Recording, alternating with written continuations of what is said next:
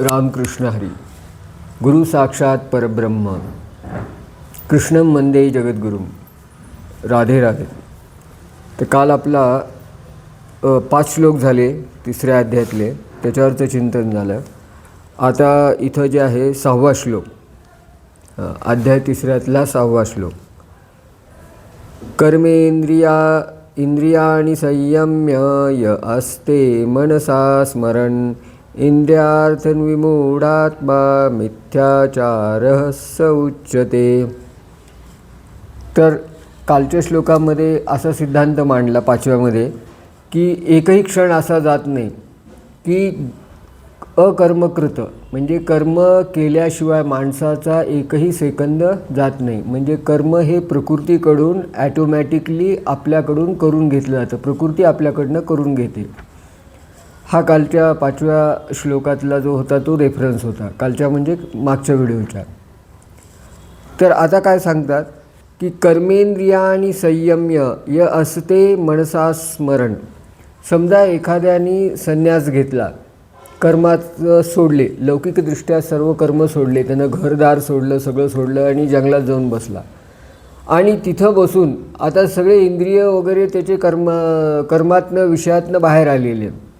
पण तिथं बसून जर त्याच्या मनामध्ये जर घरची आठवण असेल आणि मन जर त्याचं घरातच असेल, घरची म्हैस काय करत असेल किंवा घरी कसं चाललं असेल, ह्या सगळ्या गोष्टी त्याचं लक्ष असेल आणि विषयाचं चिंतन असेल, मन जर त्याच्यातच असेल, तर या संन्यासाला काही अर्थ नाही. तर श्रीकृष्ण याला काय म्हणतात? मिथ्याचारः स उच्यते.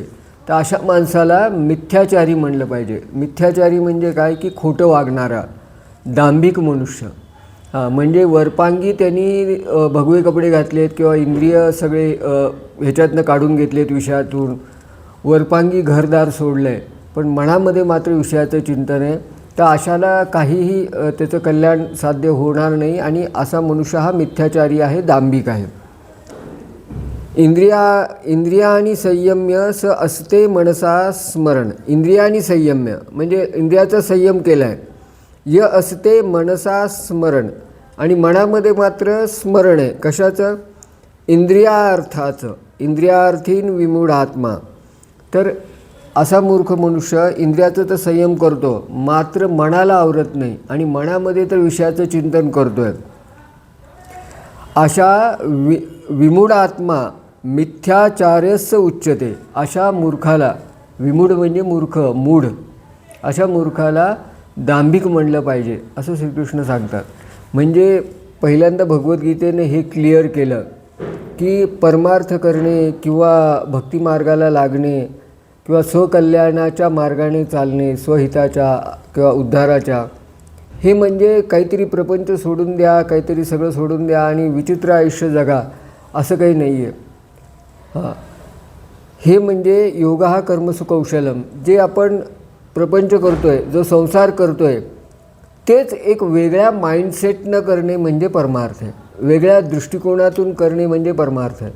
अध्यात्म एखाद्या माणसाला वाटलं मी स्पिरिच्युअल व्हावं, आध्यात्मिक व्हावं, तर आध्यात्मिक व्हायचं असेल, स्पिरिच्युअल व्हायचं असेल किंवा साधक व्हायचं असेल, साधना करायची असेल, तर वेगळं काही करायचं नसतं. जे करतो आहेत कर्तव्य कर्म वगैरे त्याच पद्धतीनं सगळं करायचं असतं, जसे सगळे लोक करतात. फक्त आपला माइंडसेट त्याच्या मागचा वेगळा आहे आणि त्याच्या मागचा हेतू, भावना, दृष्टी वेगळी आहे. मग एका घोर प्रापंचिक माणसामध्ये, विषयी माणसामध्ये आणि एका परमार्थिक माणसामध्ये काय फरक असतो? तर हा फरक असतो. आणि यामध्ये जे असे लोक आहेत की वरपांगी फक्त संन्यास ग्रहण करतात आणि मन मात्र विषय चिंतनात आहे, व्यवहारातच आहे त्यांचं, तर त्या संन्यासाला काही अर्थ नाही, तो दांभिक संन्यासी आहे असं श्रीकृष्ण म्हणतात. आता इथे एक आपल्याला विचार पडतो की 2 गोष्टीवर भगवद्गीता आघात करते. कोणत्या गोष्टी? तर एक विषयाचा उपभोग आणि दुसरा जो आघात करते तो कर्मेंद्रिय न आवरणे. ह्या 2 गोष्टीवर आघात करते. तर विषय भोगावर आघात काय का नको का म्हणलं जातं आहे? कारण विषय भोगाच्या नादामध्ये माणसाचं संपूर्ण आयुष्य वाया जातं, वेळ वाया जातो आणि मग त्याला हे कळत नाही की मनुष्यजन्म उद्धारासाठी मिळाला होता आणि मी विषय भोगामध्येच माझं आयुष्य संपवलं. हे एक होण्याची शक्यता असते. आणि दुसरा विषय, कर्मेंद्रिय न आवरल्यामुळं नवीन कर्म तयार होतात आणि त्यातून नवीन दुःख आणि नवीन संकट निर्माण होतात. म्हणून भगवद्गीता आधी सांगते की कर्माला आवरा, कर्मेंद्रियांना आवरा आणि विषय सुखामध्ये जे मन पळायला लागले त्याला आवरा. बरं, याच्यामध्ये भगवद्गीतेचा फोकस कसा आहे? तुम्ही नुसते इंद्रियाला आवरू नका. इंद्रियाचा जो राजा आहे, 11वं, 10 इंद्रिय आहेत आपल्याला, 11वं मन आहे. 5 कर्मेंद्रिय आहेत, 5 ज्ञानेंद्रिय आहेत. ज्ञानेंद्रियातून विषय सुख मिळतं, म्हणजे आपले 5 सेन्सेस आणि त्यांचे 5 सब्जेक्ट, म्हणजे त्याला विषय सुख म्हणलं, भौतिक सुख मिळतं, म्हणजे मनुष्य त्याच्या मागं लागतो. आणि कर्मेंद्रिय आहेत. तर हे पंचकर्मेंद्रिय, पंच ज्ञानेंद्रिय, ह्याच्यातून हे कर्म आणि विषय सुखाला प्रपंचापासून आवरा आणि ह्यांना काय करा? संयमित करा. बरं, नुसतं ह्यांना आवरून उपयोग नाही. ह्यांचा जो राजा आहे मन, मनाला ह्यांच्यातनं काढलं पाहिजे किंवा मनाकरवी ह्यांचं नियंत्रण केलं पाहिजे, असं भगवद्गीता सांगते. आता माऊली याच्यावर फार सुंदर ओव्या लिहितात की जे उचित कर्म सांडिती मग नैष्कर्म्य होऊ पाहती परी कर्मेंद्रिया प्रवृत्ती निरोधोनी. म्हणजे जे उचित कर्म आहेत तेच फेकून दिले, हे नाही करायचे मला म्हणून, आणि नैष्कर्म्य होण्याची स्वप्ने बघायला लागले, तर हे फार चुकीचं आहे असं माऊली म्हणतात.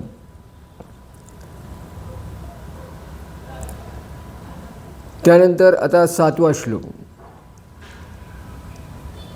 यस्त्विन्द्रियाणि मनसा नियम्य रभतेर्जुन कर्मेन्द्रियः कर्मयोग मसक्तः स विशिष्यते. तर यस्त्विन्द्रियाणि मनसा, आता दुसरी बाजू सांगतात की आता वर सांगितलं की विमूढात्मा मिथ्याचारस्य उच्यते. तर कोण विमूढ आहे, कोण मूर्ख आहे आणि कोण दांभिक आहे ते वरच्या श्लोकात सांगितलं, 6व्या. आता 7व्या श्लोकामध्ये काय सांगतात की कोण परफेक्ट आहे. मग परफेक्ट कोण आहे? यस्त्विन्द्रियाणि मनसा नियम्यारभतेर्जुना. ज्या मनुष्याने आपल्या मनाला नियंत्रित केलेलं आहे, मनाला नियंत्रित केलेलं आहे आणि मनाला नियंत्रित करून इंद्रियावर कंट्रोल मिळवला आहे. मग पहिल्यांदा मन महत्त्वाचं, मनाला नियंत्रित केलेलं आहे ज्या मनुष्याने. मग त्याचे जे कर्मेंद्रिय आहेत, कर्मेंद्रिय ही कर्मयोगमसक्तः, मग त्याचे कर्मेंद्रिय निवांतपणे जरी कर्मयोगाप्रमाणे आचरण करत राहिले तरी तो पुरुष नैष्कर्म्य समजला पाहिजे. म्हणजे खरा संन्यासी समजला पाहिजे. त्याला हे परफेक्ट काय म्हणतात, ही हातोटी जमलेली आहे कर्मयोगाची. मग कर्मयोगाचा फोकस कशावर आहे की तुमच्या मनावर आहे. मन जर नियंत्रणात असेल आणि तुमचे इंद्रिय योग्य ते कर्म करत असतील, ते सुद्धा कसे कर्मयोगाच्या साह्याने, तर हे जे आचरण आहे हे आचरण परफेक्ट आहे असं श्रीकृष्ण म्हणतात. सविशिष्यते. सविशिष्यते म्हणजे हे करेक्ट आहे. म्हणजे वरच्या श्लोकामध्ये सांगितलं की ज्याचं मन हातात नाही पण वरपांगी संन्यास आहे ते चुकीचं आहे. विमूढात्मा मिथ्याचार्यस्य उच्यते. आणि खालच्या श्लोकामध्ये सांगितलं कर्मेंद्रिया कर्मयोगसक्तः सविशिष्यते. म्हणजे असा मनुष्य ज्याचं मन नियंत्रणात आहे असा मनुष्य करेक्ट आहे, सविशिष्यते. बरं, आता ह्याच्यात माऊलींनी फार सोपं करून सांगितलं आहे. माऊली काय म्हणतात या श्लोकावर ओवी लिहिताना, जो अंतरी दृढ परमात्मस्वरूपी गुढ बाह्य भागू तरी रूढ लौकिक्यू जैसा. म्हणजे खरा कर्मयोगी कोण आहे? जो अंतरी दृढ आहे. अंतरी त्याचा दृढ निश्चय झालेला आहे की त्याचं साध्य काय आहे, भगवत प्राप्ती. फार मोठं साध्य आहे बरं का. लोकांना भगवत प्राप्ती म्हणलं कळत नाही काय. आपल्याला जगातली एखादी वस्तू पाहिजे असते, एखादी पोझिशन पाहिजे असते, एखादी गोष्ट पाहिजे असते, किंवा जास्तीत जास्त मॅक्झिमम पैसा पाहिजे असतो, काय पाहिजे असतं. एखाद्याला सगळं जग जिंकायचं असतं, एखाद्याला ह्याच्यापेक्षाही मोठी इच्छा असेल, ब्रह्मांड जिंकायचं असेल. आम्हाला ब्रह्मांडपतीला जिंकायचं आहे. जगाचा जो मालक आहे ना त्यालाच जिंकायचं आहे. ह्याला भगवत प्राप्ती म्हणतात. आणि हा मनुष्य जन्माचा सर्वात मोठा उदात्त हेतू आहे. मग चिल्लर ध्येयामध्ये अडकून पडू नये. आपलं मुख्य ध्येय जे आहे ते भगवत प्राप्ती आहे. आणि आपल्याकडं आयुष्य किती कमी आहे, फार कमी आयुष्य आहे. 100 वर्ष जरी धरले एवढं तर कोणी जगत नाही. कधी मृत्यू येईल सांगता येत नाही, आधीच आयुष्य कमी आहे, त्यातनं बराचसा काळ झोपेत जातो, उरलेला काळ दुखण्यामध्ये जातो. आज पोट दुखायला आहे, उद्या पाठ दुखायला लागली, आज डोकं दुखायला लागले, त्यावेळेस काय भगवत चिंतन करणार? म्हणजे फार कमी काळ आहे आपल्याकडं. म्हणून क्षणोक्षणी हाची करावा विचार, तरावया पार भवसिंधू.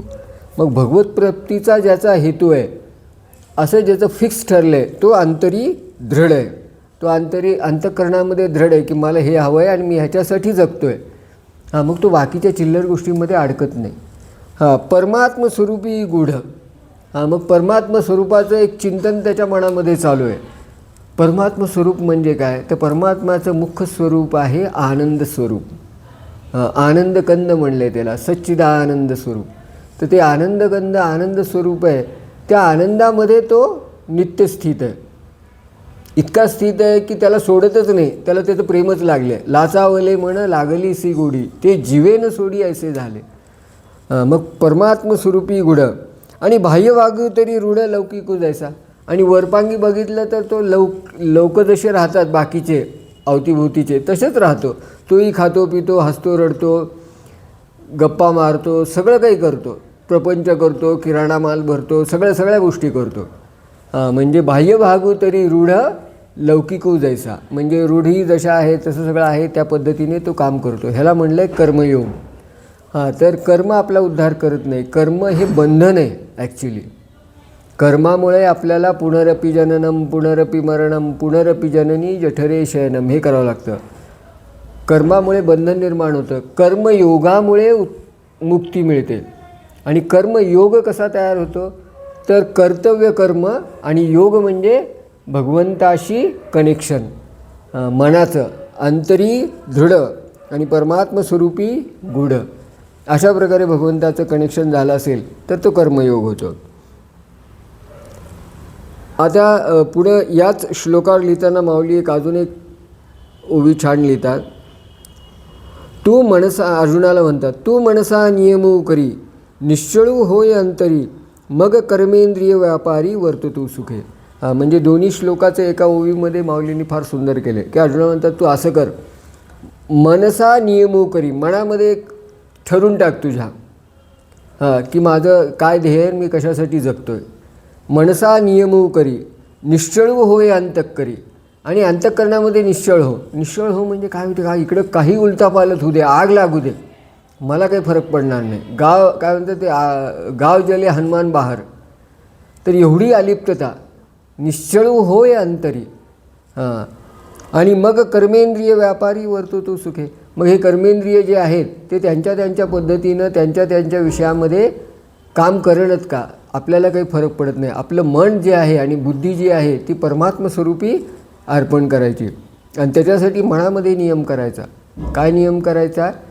की चरण न सोडी रे सर्वथा तुझी आन घा पंढरीनाथा. मला सांगायचं पांडुरंगाचे चरण सोडायचे नाही. तर तू मनसा नियमो करी निश्चळू होय अंतरी मग कर्मेंद्रिय व्यापारी वर्ततो सुखे. तर इथं आपले 2 श्लोक झाले. 7 श्लोक झाले. कृष्णार्पण वस्तू.